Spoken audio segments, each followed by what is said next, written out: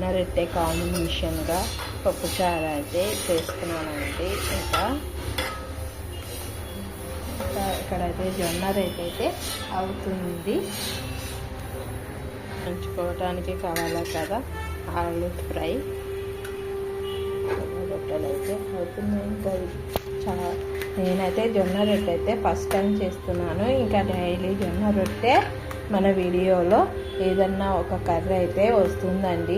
మీరు మాత్రం నాకు సపోర్ట్ చేయండి ప్లీజ్ అండి. లైక్ చేయండి, షేర్ చేయండి. చూస్తున్నారు కానీ ఈ సబ్స్క్రైబ్ మాత్రం చేస్తలేరు.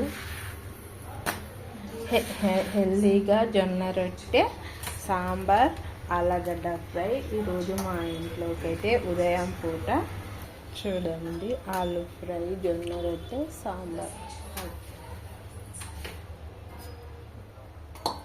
సాంబార్ అయితే ఇంట్లో వేసేసుకుంటున్నా. అందరికైతే బాక్సులో కట్టంగా మిగిలింది అయితే నాకు ఇది.